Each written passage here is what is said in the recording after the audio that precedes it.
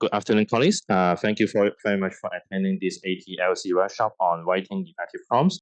It is my pleasure to introduce our speaker today, Dr. Cathie. So Dr. Cathie is now a honorary lecturer in the Department of Psychology at the University of Hong Kong, and also a machine learning researcher focusing on applications in the Web3 space. So Dr. Cathie, you can see that her expertise basically is a blend of AI and also education. So now she will introduce some tricks that help us to write effective prompts to get optimal outputs in ChatGPT. So let's welcome Dr. So. Thank you, Jason. So throughout today's session, just calling me Cathie is fine. Right, so I started using ChatGPT for my teaching basically day one, and that was before HKU even issued an email to ban GPT AI in the classroom. And luckily, they kind of let that restriction go today. So so today I'll kind of share some of the tips or the ways that I use GPT in my classes. It will be very interactive. So I don't know, because I know that for the login of your accounts there has to be a 2FA, so also get that prepared as well, because like in order to use the ChatGPT you need to log into your intranet account. Right, so but before some of the exercises, just to kind of like very academically go through kind of what you will expect here. So we learned how to write prompts, how to prepare for classes. Actually, we also talk about how to educate students about using this AI, and also like some of the techniques for crafting prompts. Right, so first of all, we're going to have an overview of ChatGPT. Some of you might have seen this in the, I guess, a public kind of popular media, but just to have some of the background, and that will help you understand why the AI behave this way, and what are the restrictions, what are the limitations of this AI. Okay, so if you ask ChatGPT itself, so what can you do, right? What can you do? They kind of boosted their capability a lot. So if you ask ChatGPT what it can do, it would be like, I can answer questions, I can provide information, I can summarize text, I can generate content, I can even conduct research. Okay, so that's what it says. And in reality, a lot of people also try to use it to do that. But soon, as we work with ChatGPT, we'll find out that this is actually not true. There's a lot of limitations. Actually, it's only good at certain things and bad at certain things. So we'll go through that and kind of also learn a little bit about why. Right, so first let's learn a little bit about the model. We're not teaching machine learning here today, don't worry, but just to understand why it is behaving this way. And so this is basically how OpenAI trains GPT. Okay, so it gives it a segment of a sentence, right? So it has these corpus that is scraped from internet, Wikipedia, encyclopedia, all these texts. It gives it half a sentence, a robot must something, and then it expects it to say the next word, okay? Some next word, right? So, well, GPT as a robot, when it's training, it's just going to randomly spit out word, right? Must eat, must drink, must kill. But there is the best answer of this out of all the text, right? So it's a very generalized thing, right? It's all, let's say, out of all the text, the most common word is obey. Then eventually this GPT will learn that it should be obey. Right. But then if you think about this learning process, soon you'll figure out that why there's certain limitation. So first of all, that means that it will never predict a word that it has never seen. Right? So some very new terminology or some rarely used terminologies in academia, you will not see it ever use that word. Second of all is it's always going to average out to the most commonly present pattern, right? And third of all, it's also, if the most common pattern in the data happens to be wrong, it will learn the wrong thing.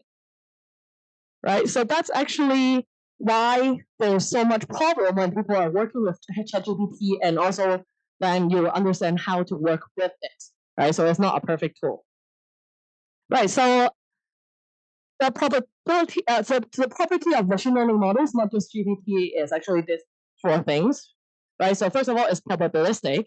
There's a chance, right? If 90% of the time the data say obey, and 10% of the time the data say kill, actually the model will also behave that way, right? So there's a small chance that sometimes it will say a robot must kill a humankind, okay?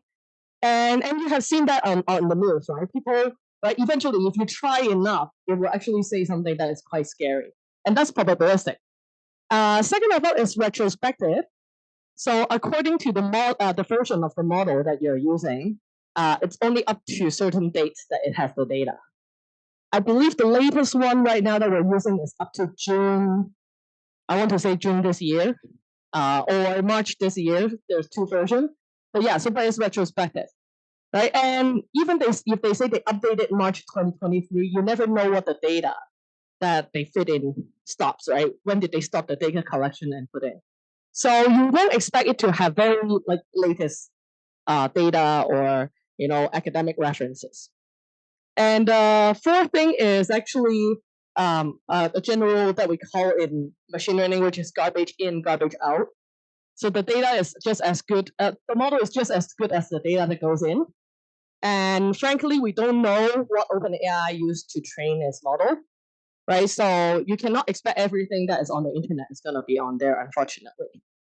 Right, and fourth thing is what I said is that it generalized to recognize patterns, right? So it's a very generalized result of everything that is on the internet or in their data. So as a result, what ChatGPT is good at is actually summarizing, extraction, contextualizing, and coding. Okay, so this is like something that it's really good at. We'll go through these examples in a bit.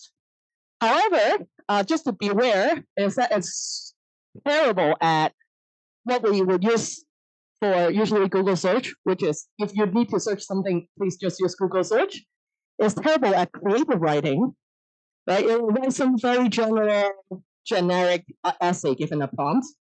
It's bad at hard math, and I put a parentheses in a hard because later you'll see what I mean. And actually, sometimes grammar, right? Because no one ever teach ChatGPT the rule of grammar. It's only learning grammar from all the essays that is around, right? So if someone ever make one mistake, that means that there is that 0.001% chance that it will also make the same mistake. So unfortunately, sometimes it does give out bad grammar. So let's see an example of a bad thing. And if we open ChatGPT later, you can also try. And you can use your phone actually to calculate as well. So I just asked it, what is 1.234 times 5.678? And it gives me the answer where it's 7.002852. And the correct answer is actually here. I wrote it down, which is 7.006652. Okay, so very, very off, right? Because it's not built for this, right? This is a robot, an AI that is built for what we call natural language processing. Right, so it's only using words preceding to predict what the next word. It probably has seen something similar, and it's just gonna give out gibberish when it's. And not that it's just bad at math. I want to show you this is because you also realize there is no confidence level in AI or in ChatGPT, or in cognitive science we call that metacognition. So it has no ability to assess whether it's good at this task or not. Right? It's very confidently. It didn't even say maybe, perhaps. It's just say it is this number. And you will find out that it does that all the time, not just for math, everything. It will give it very confidently. And so if you don't double check or verify, you'll actually get into trouble. So yeah, so that's kind of what it's bad at. So now we're gonna start kind of looking at what it's good at and actually how to make use of that. So some of the exercises are gonna start now. So first thing is it's good at summarizing, as I said. Right, so summarizing, meaning that sometimes we all got too lazy when we have a lot of articles to read. Maybe ChatGPT can at least tell us what it does. Okay, so our exercise is actually as such, is that we're gonna go to news.google.com, and then we're gonna paste a news article into ChatGPT. And then we're gonna ask it to summarize the article into bullet points. So hold on. Let me move this over.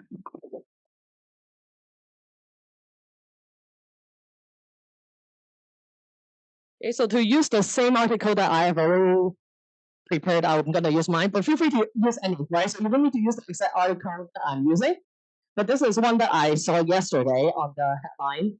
So I'm just going to go to this, right? But you can go to news.google.com and just pick out any articles. Well, maybe not a Chinese one.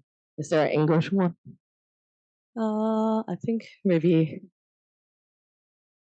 Does EN work? No, EN doesn't work. How do I force it to give me English? Oh, right here, settings. So yeah, switch it to English. We can talk about Chinese in a little bit as well. But as you probably realize, it doesn't really do well in other languages because it's mainly trained on English.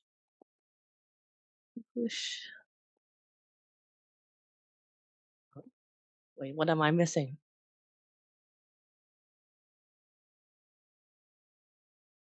Right, so pick an English news.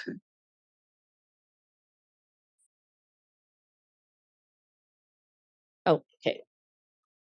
Right, so switch your Google News with settings to English and just pick one of the stories.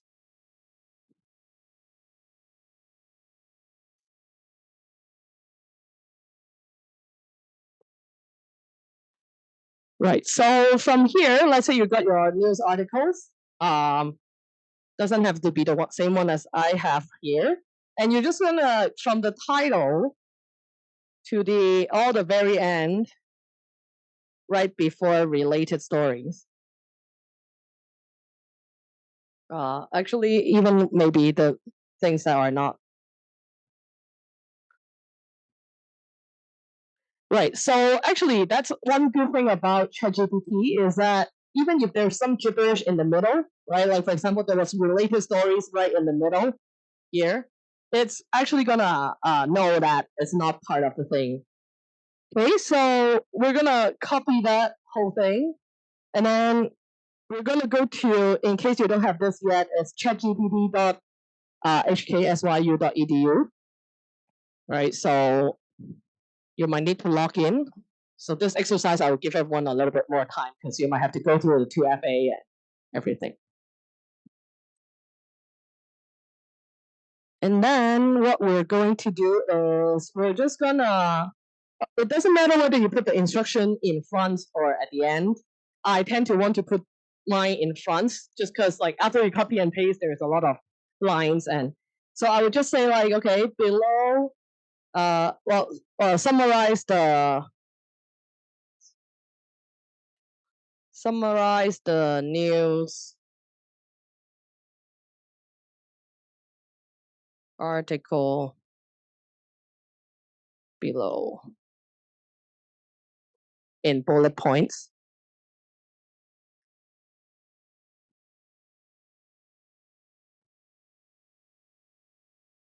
Right, so that's the instructions. It's not exactly very specific. Let me try to zoom. Okay.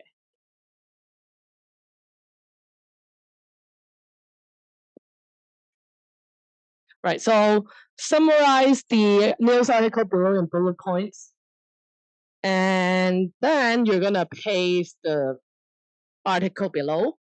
A good practice is actually to use any symbols to kind of bracket it together. So in this case, maybe a quotation mark to signify that that's the beginning of the article, right? And end of your instruction, right? So summarize the news article and the bullet points, and then I'm gonna say to my open quotation mark, paste the whole thing, and then do a close quotation mark. You might run out of words, but that's okay.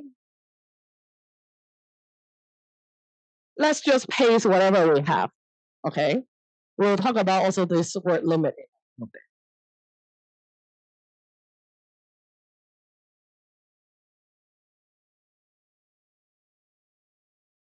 So, is it working?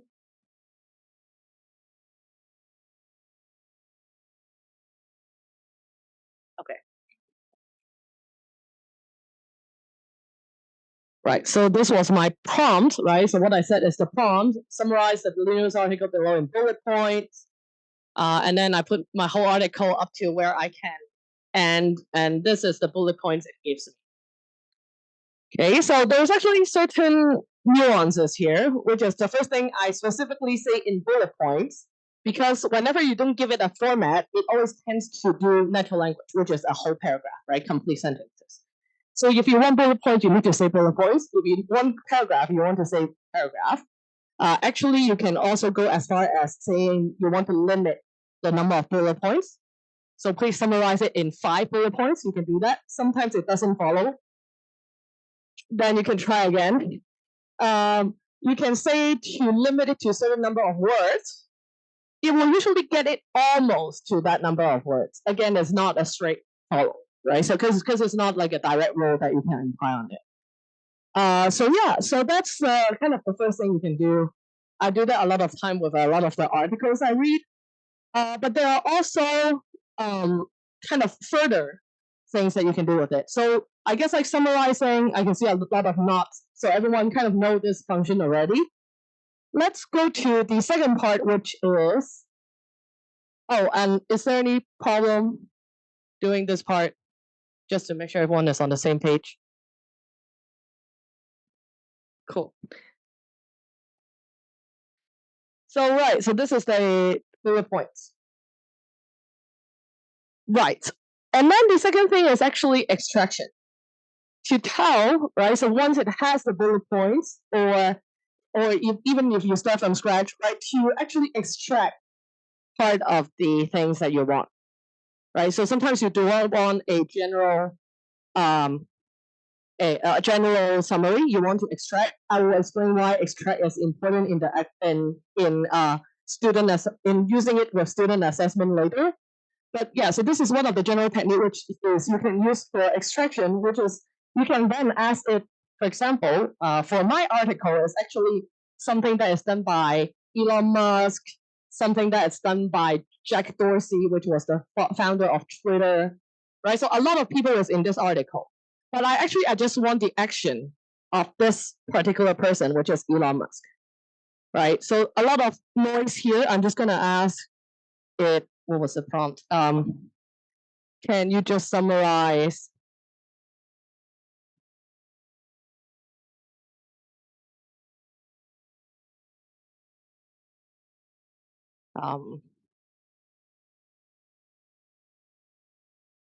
Things that were said or done by Elon Musk. Okay, so with your example, you can try to do something else based on the bullet points you get.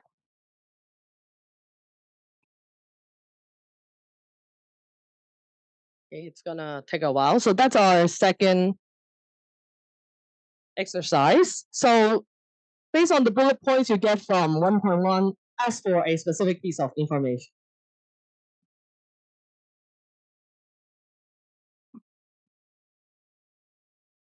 Right. So you can see that at least for the GPT that we have, at least for all the higher education, it's actually the same one we have at HAU as well. We have a limit of number of, it's not actually words. So you can see there at the bottom here, 0 out of 3,000.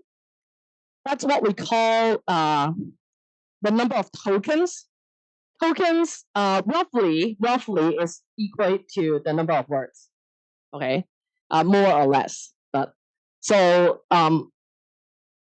So there's a limit where you can only have, say, 3,000 tokens in one quest or one request or one prompt, and there's a monthly quota of 500,000 tokens. And that 500,000 tokens is not just the things that GPT spit out, okay? It's also include the things that you put in, because that's processed by the robot as well, right? They have to read in what you say as well. So make sure that you understand like how to make use of token, or let's say why is your token burning so fast? That's probably because you're feeding a large number of information in there, right? So unfortunately, for at least this version, or the version that most universities are using, the limit is 3,000 tokens.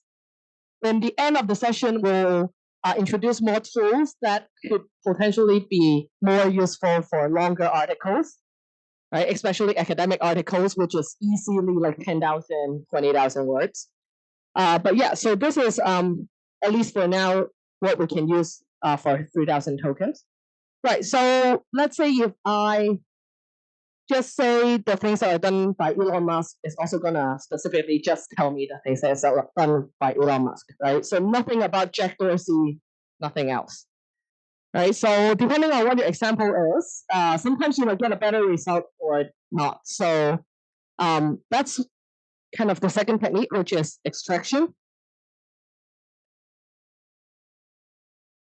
The third technique is actually contextualized, right? So many of you might have seen YouTube videos that's called ELI5, explain like I'm 5 years old, right? ELI5. So actually you can ask it to do it. In this case, I didn't say ELI5, I just say, explain this article to someone who doesn't know what blue sky is, right? So it will actually give more context about blue sky than everyone else. But you can also try to just say, okay, ELI5. I hope you understand what it means.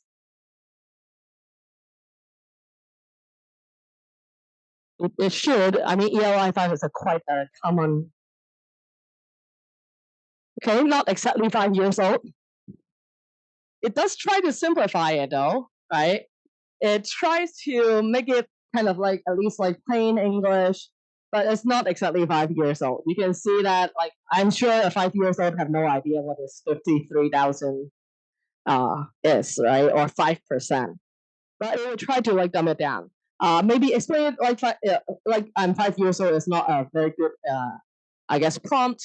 Another good prompt could be explain it to a undergraduate student, for example, right? You will see that it will have explain it to graduate student, like a researcher, right? So the information that it will extract is actually different.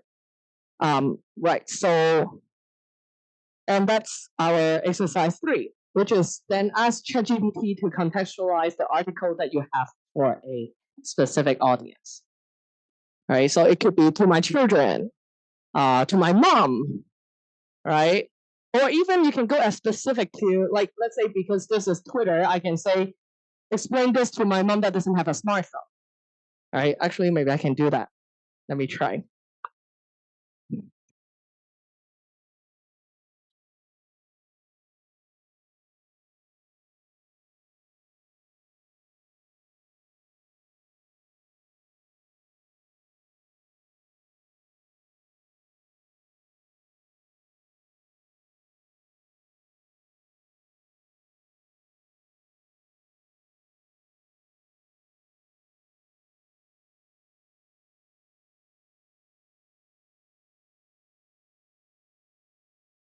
Right. So it makes it longer. For some reason, I don't know why not having a smartphone meaning that it has to be longer. But it does give a little more context, right? A social media platform. Many people didn't like the idea of paying. So yeah, so it's not exactly but at least like it is trying to give more context. So of course, the longer article, news article might not be the best demo here because news article is generally already for the public, right? But let's say if you have an academic article, this could be very helpful to cater it for a different audience. Right. So that's the three things that ChatGPT can do, right? So we have kind of go through it in the beginning, but beware, right? So as I said, it will make up stuff that it doesn't know and seem confident about it.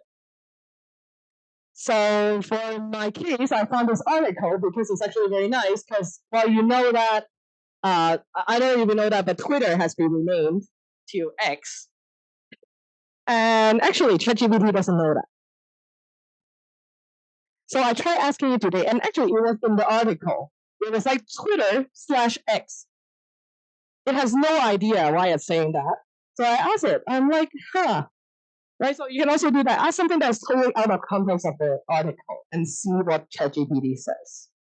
And in my case, I asked it. I think the thing I asked it was, what is the new name of Twitter?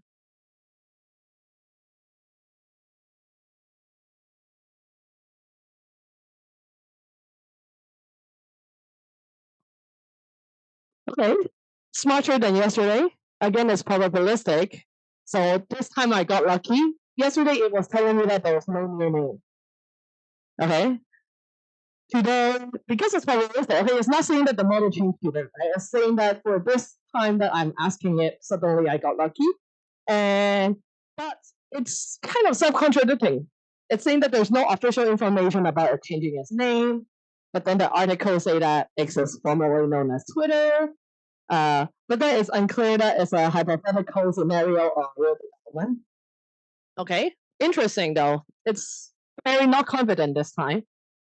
But yeah, so that's something that OpenAI is constantly kind of updating its model to be like less, like be more factual.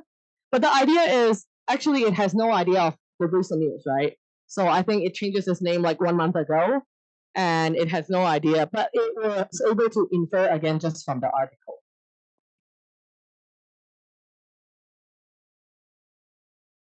Cool. So that's kind of the first part of the exercise, just general before we get into in higher education. Any questions so far? Cool. So now let's go into, hold on, AI in higher education. Okay, and what I always tell my colleagues is that, like, even when HKU used to ban AI in the classroom, I'm like, the truth is our students are going to use AI anyways. Actually, we are already using AI, right? Your phone does your autocorrect for you. When you're when you have a spelling mistake, your Microsoft Word tells you that it spells wrong, right? And of course, ChatGPT is taking all these just like grammatical errors, like correction up to the next level. But my approach is actually on the first day, I kind of tell my student why it is bad to use AI if they don't know what it is doing. And my example is actually just to go on Google Scholar. Okay, find one of my own article, and you can do that with your own article as well if you have one, or you can use mine if you don't have one. Not, I like to use this one, which is on PLOS, because this was already supposedly the most like non-domain specific article, right? Okay, but of course, GPT doesn't fit my whole article, right? So what I'm going to do is I'm just going to copy the citation, and I'm going to paste it in GPT and ask it what my article is about. Okay, so my article is within the database because it's in 2021. And it will, so I'm going to start a new chat because it's a different context. So whenever you are working on a different task, start a new chat. Otherwise, it will start mixing up the context that you're doing. So I'm going to start a new chat. I'm going to paste my citation here and just ask it, what is this article about. And it doesn't have to be this specific article.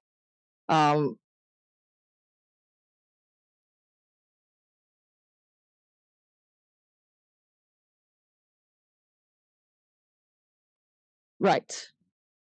So again, it's probabilistic. So I'm just going to show you one of the bad examples that I've got, which is not this one.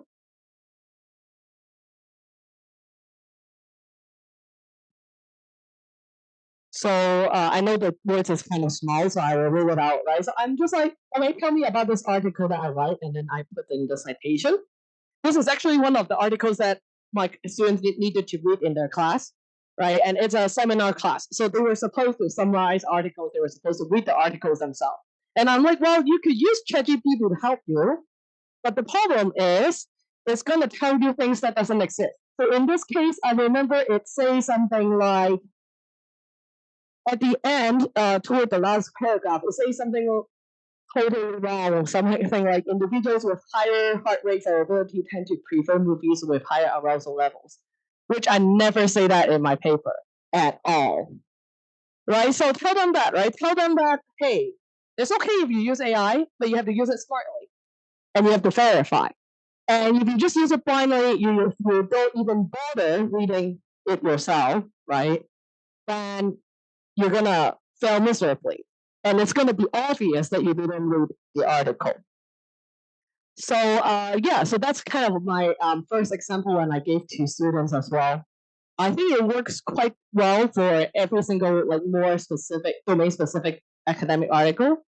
Of course, if you ask for ChatGPT something that's very general in knowledge, like something that you can find in Wikipedia, generally it's going to give you very accurate answers.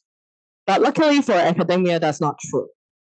Right. So, and then also, I will also tell them how to use AI to help them, which is just use AI to brainstorm, and it's okay to use AI to summarize, but they always have to verify it. Again, this is linked to a tool that I will introduce later. That is not ChatGPT, but very useful in this regard. So I'm just wondering, how many of you have realized that your students might have used AI in your homework or something like that? Is it obvious? How is it obvious in a way? Like, what gives it out that they're using an AI? Sorry? Better English. English that doesn't sound like them. Oh, that's interesting. But maybe they could be using Grammarly. Well, which is also an AI, but could not be ChatGPT, I don't know. But is it obvious if they use ChatGPT though?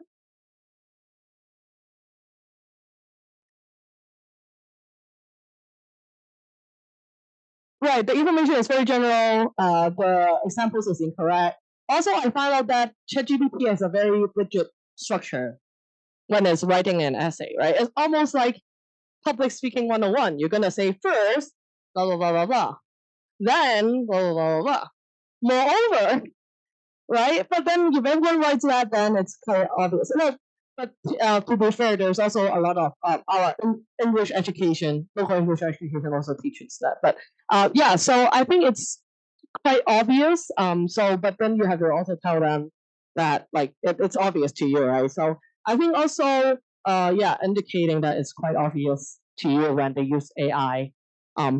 Again, it's supposed to be a tool, but it's not supposed to replace their assignments. Right. That's kind of all I have about students. But next we'll go into how to use AI to prepare lessons. So the way I use it is actually to ask it to give.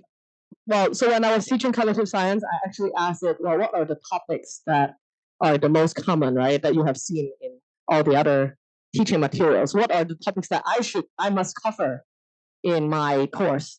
I guess that's a little bit rare because sometimes a lot of the course is not new in the department, but that will apply, let's say, if you're teaching a new course. Right, so here, for example, I was saying like, I'm teaching a new course to undergraduate psychology majors about cognitive science. What are some topics I must cover? And here, there's actually cite a few things that quite some nuance about the prompt engineering. So first of all, it's to make it very clear who the course is for.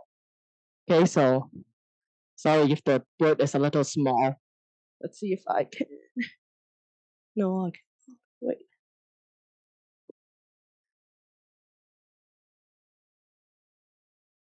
Oh, yeah, I can make it full screen. Right, slightly bigger. Yeah, so I'm teaching a new course to undergraduate. And also tell them psychology or non-psychology major, right? Because that's different if you're doing a common core.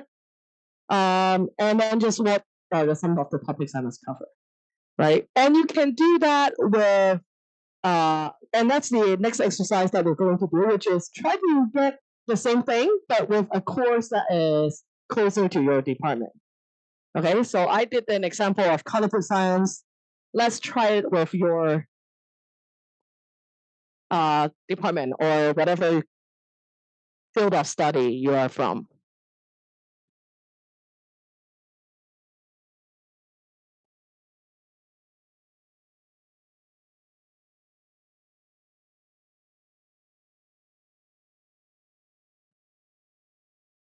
Right. So remember, two things is one important thing is always to tell ChatGPT who this is for.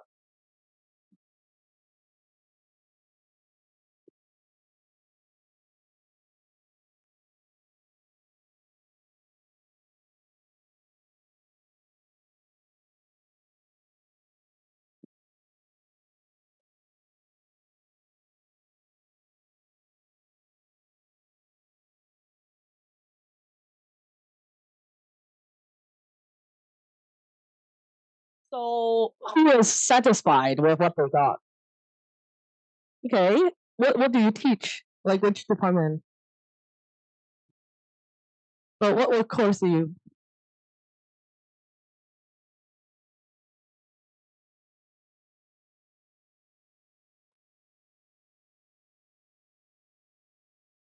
Okay. Anyone who thinks the result is so not so good?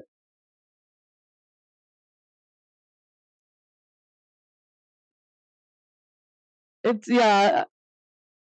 I don't know if it has something to do with all of us requesting at the same time as well. Hopefully not. But anyone who got some so-so result and is like, meh, not very good. I'll be curious to see which field of study that is. No? Okay. Yeah, I think for undergrad course, because there's such a fast number of information, amount of information online, it's usually good. Uh, if you do something that is really new, right? Let's say if I said I'm teaching a course in blockchain, right? Like how to generate a course outline, you will not expect it to do very well, right? But psychology, I think it's pretty standard. What's gonna be taught for each topics. So at least that will that will help even if you already have an idea of what you're going to teach, right? Because sometimes you might miss out some of the topics that you didn't, or maybe there are some topics that it will suggest that you would replace with the topics that you already have. Right. So the next thing that you can do is actually content expansion. By content expansion, I mean that it could be for very general ideas. It could be just you give it some bullet points and it will turn it into a longer content, or even turn bullet points into complete paragraph, right? Which is something sometimes that you need. So it can go with certain examples. I think so. One thing is okay. Let me start a new chat. So let's start with I need to put down the microphone. Can't type with one hand.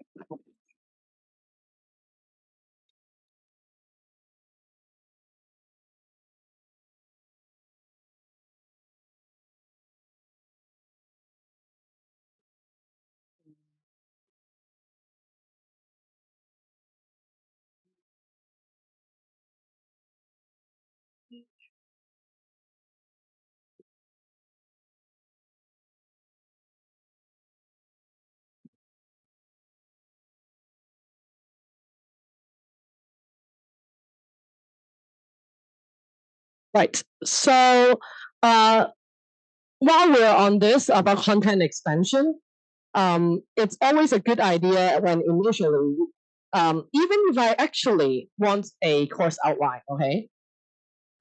So my end goal is to get a course outline. Usually we do not tell ChatGPT to give us the course outline directly, right? So there's two reasons. One is you do realize that there's a limited quota, and if you don't give any limitation to ChatGPT, it will just go on, and it will give you a whole paragraph that now you have to read before knowing whether it's useful or not, right? So it's almost like a student in a way, right? Actually, I always call ChatGPT the average student. And I think there is tests that people have done that like it's around, I think for ChatGPT, the version that we are using is around a first year undergrad, an average first year undergrad level of knowledge. Okay, so that's how you should treat it. Is let's do it step by step. So even if my angle is a course outline, I will first ask it to give me a list of topics, right? And by asking it to give me a list of topics, it's not going to expand, which is good because I do not want it to expand, right? And then let's say now I have this list of topic that I want to, and I look at it, I'm like, okay, it seems like maybe the last 5 seems good, right? Then I'm gonna start to ask it to expand, right? What are some of the subtopics that are under this? Can you help me write a course outline based on these 5 topics? Right, so from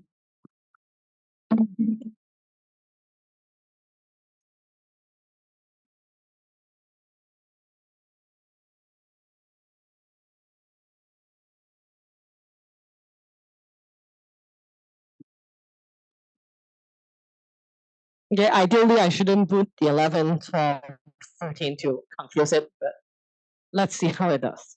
Okay.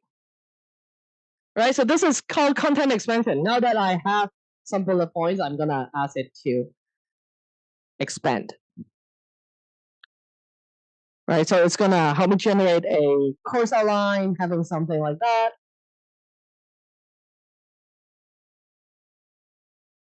So at this point, probably I will just copy it and edit it.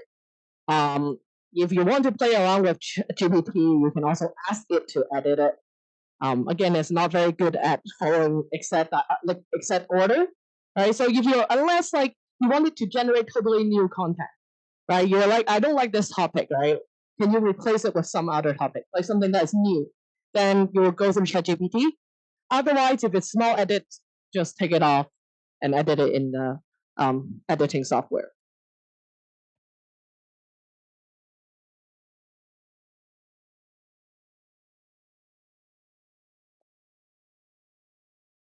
Right. So for your same thing for I see that some of you are already doing it, right?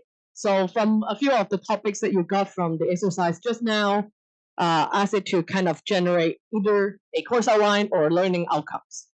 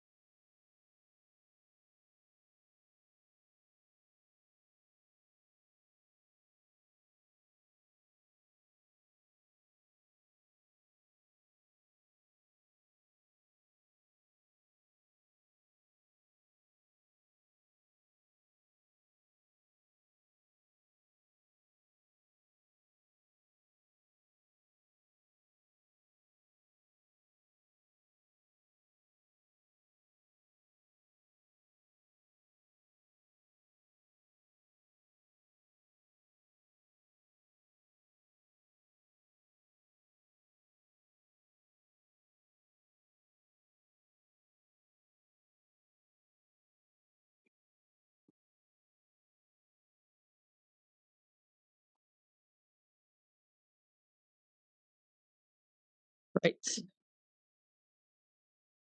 Again, results might vary. Otherwise, so yeah, so that's kind of like for prepping before, I guess, like for teaching materials. Actually, there's another little tip later that is also for prepping materials, but I choose to put it in the kind of the next session, which is in the classroom. So just now we're talking about preparing, and later we're talking about in the classroom. So one of the things that I really like is to generate on the spot discussion prompts, which is like, yes, of course, like it's always good if I have already the discussion questions, but sometimes it's kind of fun when we have some kind of disagreement or debate in the classroom that we just start asking ChatGPT to give a list of kind of discussion points that we can hit. Right. So in this case, my example that I have here is just like, okay, some of us in the classroom thinks that targeted advertising is ethical, while the other thinks that it's an invasion of privacy. Right. So can you provide some further discussion questions for us to debate on the topic? Right. Of course, this is also something that you can do in advance if you already know what you were gonna discuss. Right. But let's say it's some more interactive course where maybe students are bringing their own references, right, news or whatever, come to discuss. The good thing about it is, of course, then you can also from here, right, you can specifically tell the students that I would like you to discuss on 1, 3, 5, 7, right? Just like the things that you actually like from the list. And that actually speeds up the process rather than, okay, now you're writing the questions on the spot, or you're actually like introducing the questions to them one by one. So this could be something that is good. I don't think, right. So our next exercise is, of course, then for ChatGPT to generate some discussions for a topic of your field of study. Right. So something that is like contentious or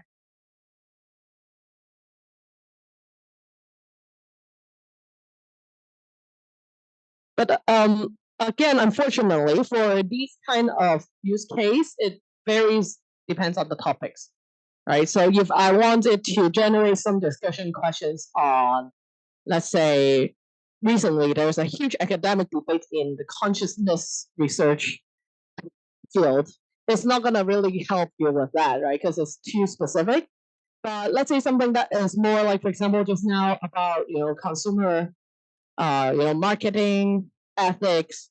Usually, for this kind of more general discussion, ChatGPT is quite good.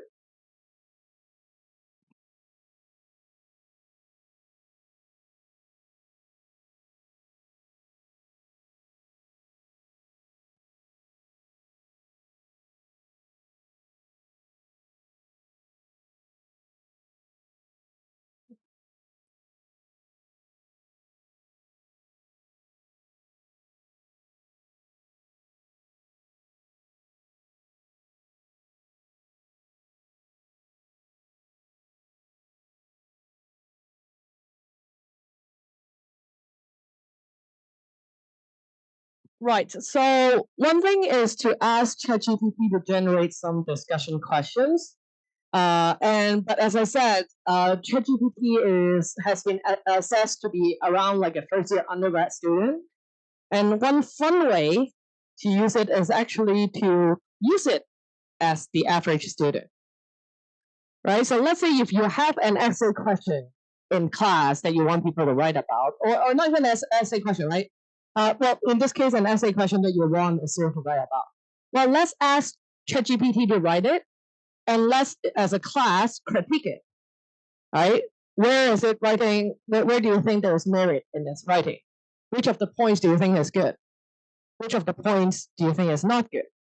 So, for instance, in this case, I just asked it to write a short paragraph on the same question that I was prompting for discussion question. And one thing that you'll quickly realize is that ChatGPT takes a very safe route, which is, of course, getting from all the data around the world, which is it will argue for both sides. Right? So it will argue for both sides, and depends on what you teach. Maybe for some classes it's okay. Maybe for some classes you might say that, okay, maybe in high school we teach you to always argue for both sides or whatever, but that's not what we do in this class, for example, right? So there's a lot of like teaching room where you can just treat it as a student, right, without really putting any student work on the spot, even anonymously. And yeah, so you could be saying that, okay, do you think this point is valid or something like that? So yeah, so that's like I think the second last exercise, which is also then let's ask ChatGPT to write a paragraph on the discussion question that you have from the previous exercise. And also think about like if you were working together with students in a class, how are you going to use that?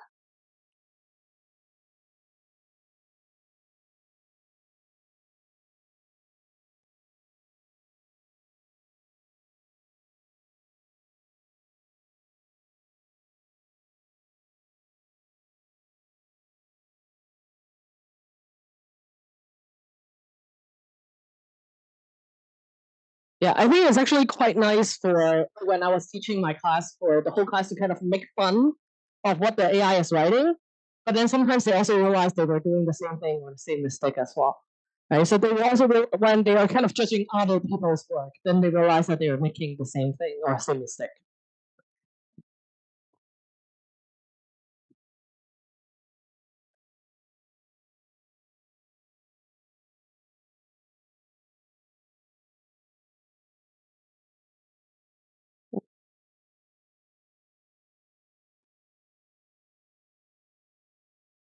Right. But last but not least, how to use AI in assessment, which I think is probably the single most important use case. My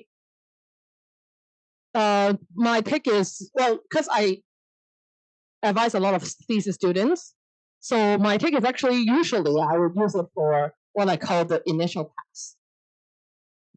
Okay, so there are rubrics that you have to check. Of course, at the end you have to read the whole thing, but just as a sense, getting, for example, whether the students include any statistics, right?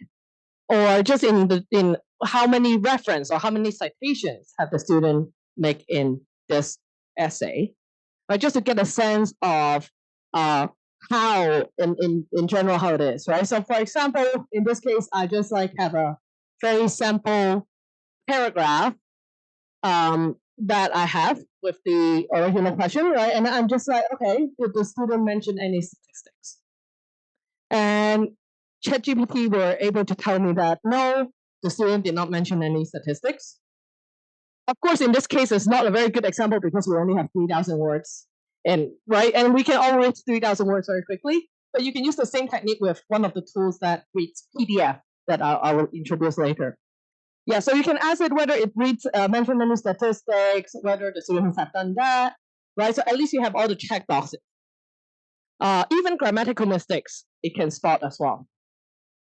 So you can be like, okay, and also you can get a general sense of like whether the student is backing up their claim with evidence, or even actually ask it to list it out. So you'll be like, what are the arguments that the students have made, and what is their supporting evidence? You can also say that, right? So, but just for an initial pass. And I think ultimately, though, is to test whether your question is too easy for AI. Right. So I think the good thing is a good thing to avoid student using AI is actually to craft your question so that it's specific enough and not easy for AI to answer. Right. And the easiest thing is just after you write the assessment question, well, put into ChatGPT and see how it will respond. Right. If it responds with a answer that is general, but you're like, well, I will still give it a B, maybe that's a problem, right? Because you don't want to give B to student that didn't give an effort. But let's see if you have some well-crafted questions that even AI is like kind of wishy-washy, don't know what they're saying, then maybe that's a good question to be used in an assessment. Right, so I guess the bottom line is like if the assignment is specific enough, then the students shouldn't be able to cheat it with AI. Right, so some of the examples of bad/better prompts. I really give a lot of tips, and here actually not really examples. I just have one. So one of the the very beginning slide was actually generated by ChatGPT, which is the learning outcome slide. And actually, it took me 2 tries to able to get that. And again, it's I was originally I wrote the abstract for the workshop, right? And then I asked ChatGPT, can you help me to summarize this abstract into bullet points of intended outcomes? It's not wrong. I was just not giving very good instructions. Okay, so it is the intended outcomes for me, right? But when we say intended outcomes, it should be for the audience. So that's my fault, right? So it was just 2 words, literally. 3 words, sorry. For the participants. I added for the participants, right? And it generates totally different yes, and actually, before we go to the final tips, I do have some examples with grading as well. So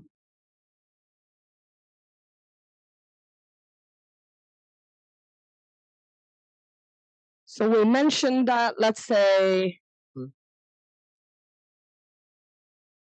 well, I'm just randomly copying a paragraph. So we mentioned to use it for grading. One good practice is also to give it structure or format, a desired format that you wanted to output in. So for example, let's say I'm grading an essay. I actually have 4 rubric items that I need to hit, right? So usually is, so let's say this is an essay. Hold on.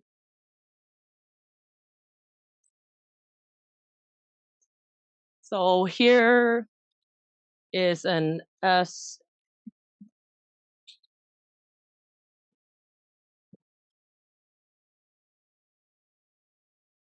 Right.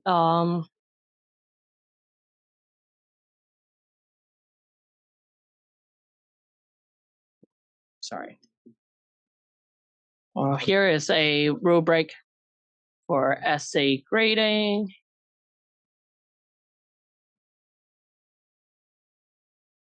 %, I don't know, content, 20% analytics. I'm just making this up. Makes no sense, but I don't know what else. 20, 30, 20, 20. Clarity, 20% citations, I don't know, and 10% grammar, for example. Okay. And then I'll be like, help me. Well, you will say help you grade. Of course, you're not going to use the numbers directly, but this is just an instruction to let it know what to do, right? You will say help me grade, but give supporting evidence, right? Like why.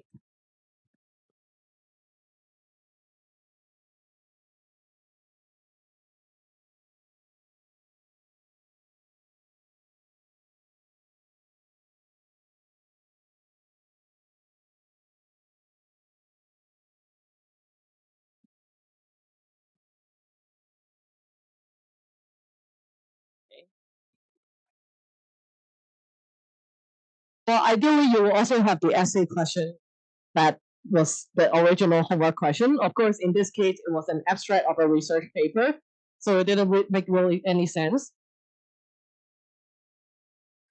Right? So it will say something like, it will tell you, right? Like content, analytics, clarity, citation, grammar. What I would do is, for example, here it say that it has included the effect size of the emotionally arousing element or whatever, right? So let's say if I read this, what I would probably do is, well, can you let me know where in the article it says effect size, right? So in this case, it's a short paragraph. Of course, there's no need, but we can also then actually now carry with an article. I hope that's gonna work. So this is one of the tools that I'm going to introduce at the end anyways, but I think it's a good time to do it now. Okay, I have no Yeah, chatpdf.com.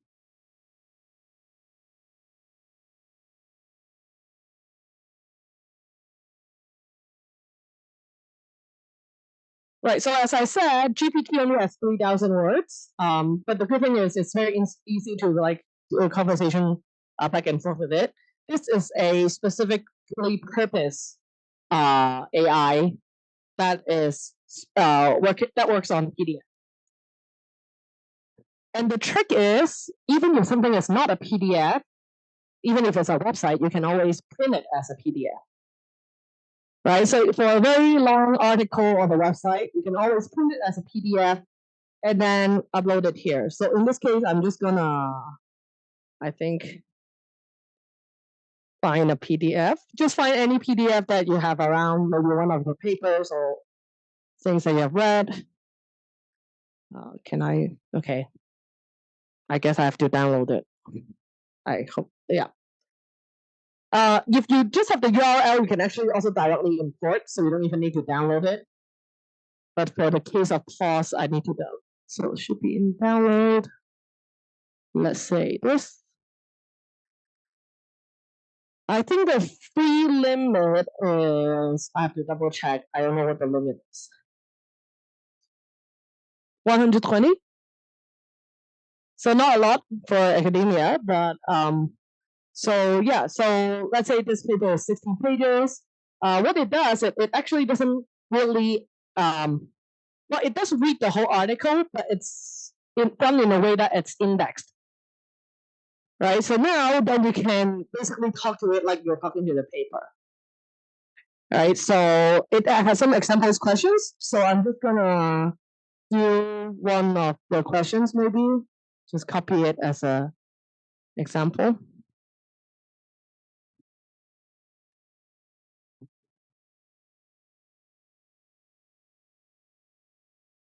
And the very cool thing about this website is it also tells you which page it comes from. So you can see that, like, I use one of the example questions that they suggest me to ask this paper, and then afterwards they also tell me that it's on page 12, and it even highlights a paragraph.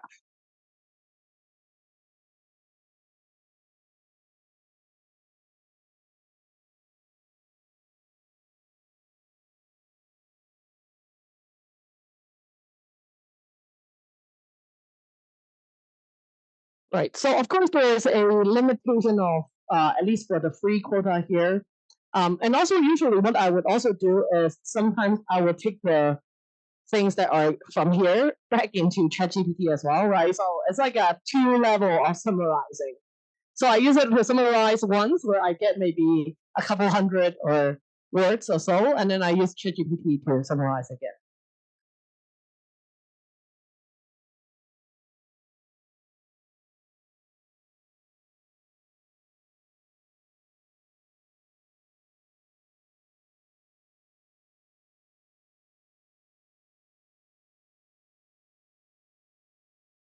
Right.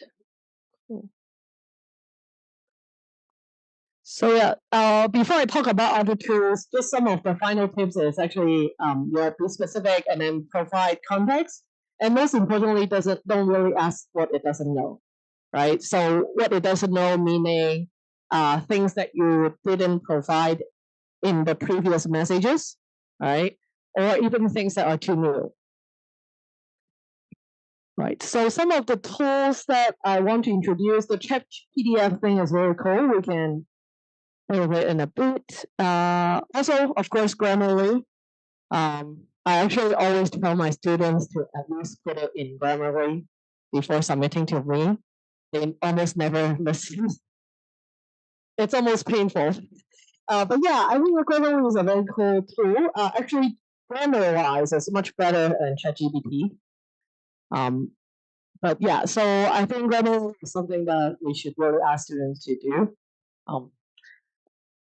Right, and then ChatPedia we just talked about. And one last, not last thing, second last thing is Scratch. This is not a GPT tool. Actually, it's not specifically an AI tool. It's a tool to get transcript out of YouTube videos. So because this is a browser extension, so I can't really show you, but I can show you the website. It's labs.co/YouTube summary, /YouTube summary.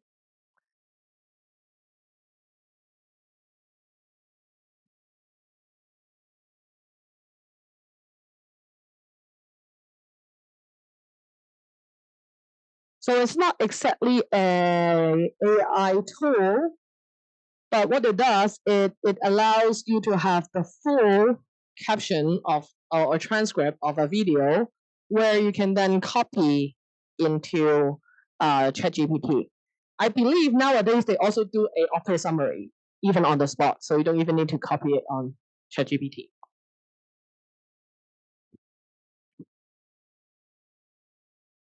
Right? Because well, GPT only works with text, so you need to get your videos into text first before you can further operate with it.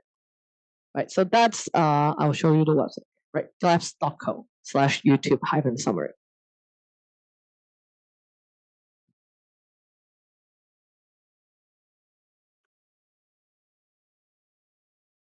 Right. So let's say on your own laptop, once you install it in the browser, for every YouTube video that you see that is in English, you will have the an option to have all the transcript and summary on one side.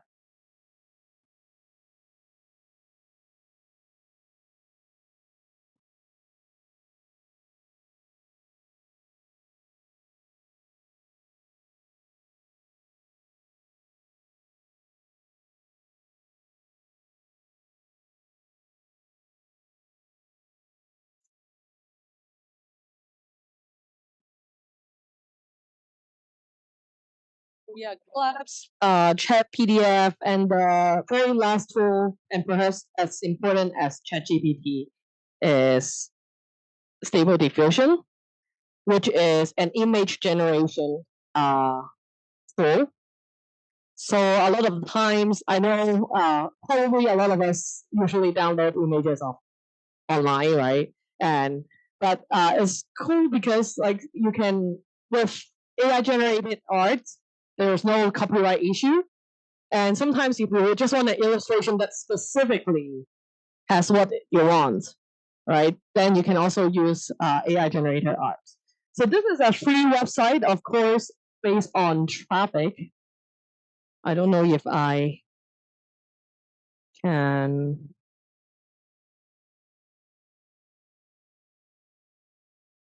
Okay, it's huge. Hold on.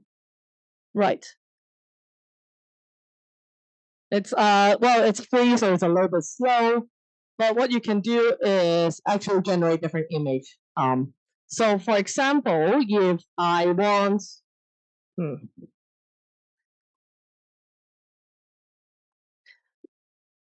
okay, I don't know whether this will work. I haven't tried it out. So let's say for I don't know for psychology, I want to have a cartoon brain holding a book, right? Which if you try to do that, if you try to draw it yourself, or if you try to do that on Google search, you'll never get one that is that specifically, right? So what I would try to do is I would type in, I know it's a little bit small, but okay, actually, we'll see the image later. Oh, right. So let's say a cartoon brain illustration holding a book illustration. Okay, this is actually not a good prompt. I will talk a little bit about prompts. Oh, connection errored out. I don't think it's working. Hold on. Let's try.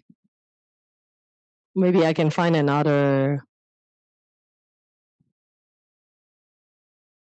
Let's try again. Hold on.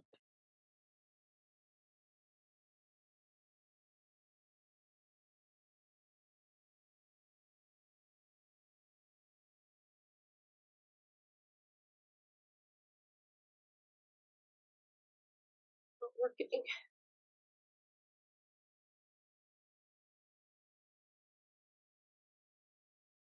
Yeah, so sometimes depends on traffic. Since these are free website, it might not work. Let me see if another one could work.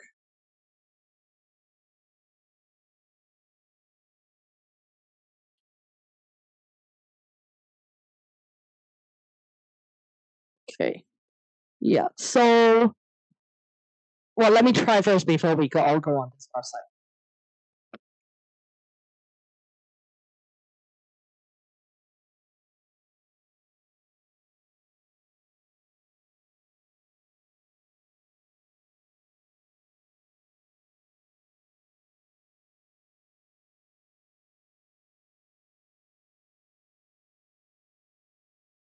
Seems like it's working.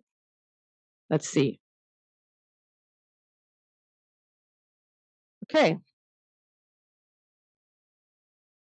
So not exactly what I want to generate. We'll talk about tips in a little bit. But okay, so if you go to just do search on Google Hugging Face. Hugging Face is the name of the website.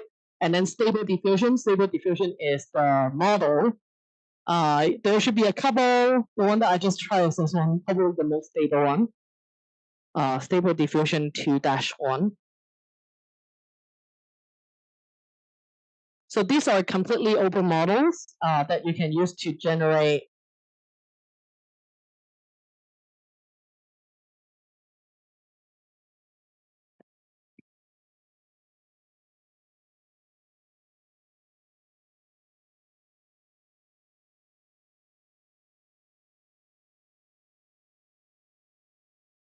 So, right, if you just type in random sentences, which you can play around with it all you want now, you do realize it works very different from ChatGPT. Stable diffusion is unfortunately not really natural language friendly, as what we would say.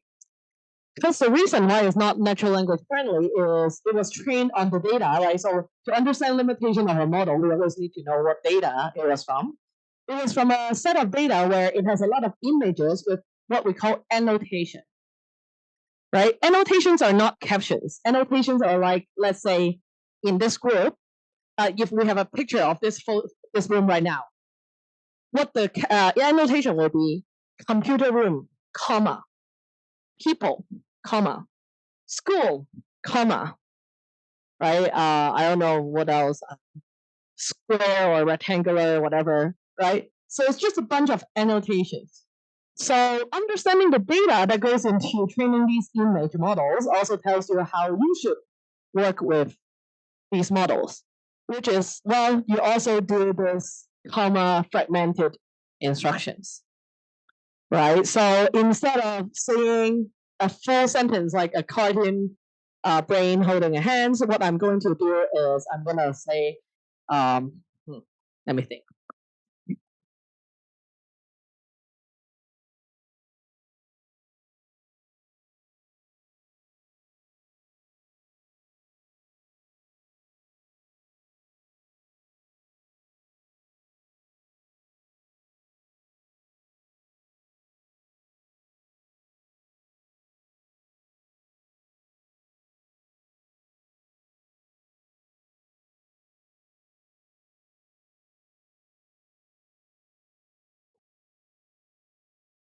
Let's see if that gives us a slightly better result. I'm not really expert in stable diffusion prompt crafting. That's the job that people say they're paying 200K from engineers, right? What writing we call spells. Okay, better than the past one. At least now I get, well, no books, but I guess I get brain with a pair of eyes and a pair of hands. Okay, so of course, like this is oddly specific that I want things that are not normally happening in life. If you want something that is like less complicated, usually it's a better result. Yeah.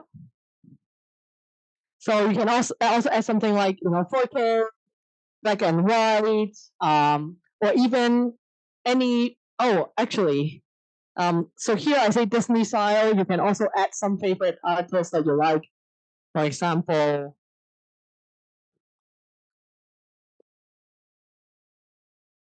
let's say artists I don't know, Picasso.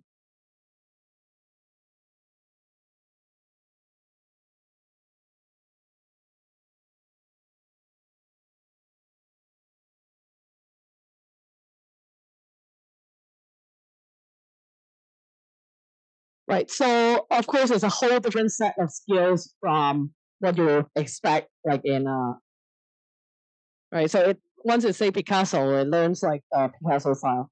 So it's a very different set of skills from GPT. Feel free to play around with it. Of course, again, this is an oddly specific prompt, but for more general prompts, you tend to get better result. If I just want to say cartoon, yeah, cartoon brain without all these things, it should be better.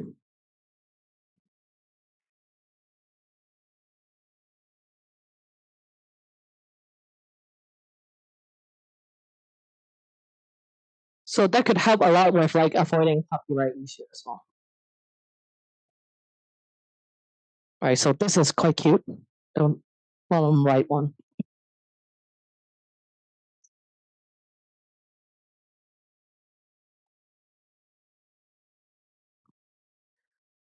Right, and the fun thing about generative art is that people there are basically sharing websites online that tells you how to generate good prompts. All right, so you can, for example, I think there was one in the previous website that I was on where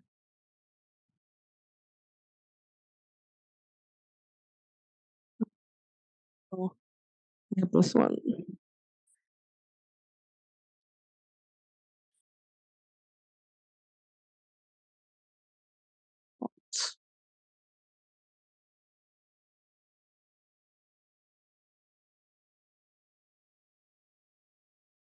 Right. So this one is called stateddiffusion.fr. You will literally see how people generate very nice image. You can surprisingly be very specific, like generate a house inside a crystal ball. It's just that your prompt has to be literally like a magic spell. Right? So I don't even know how many words the prompt has. But at least like that's something that it's totally doable. It's the same model as well as stable diffusion. So yeah, hold on. Right, so there are a lot of different prompts.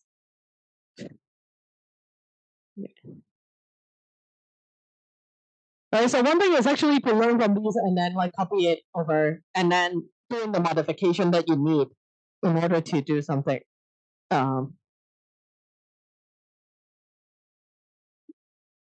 Yeah, so I think that's all I have for today.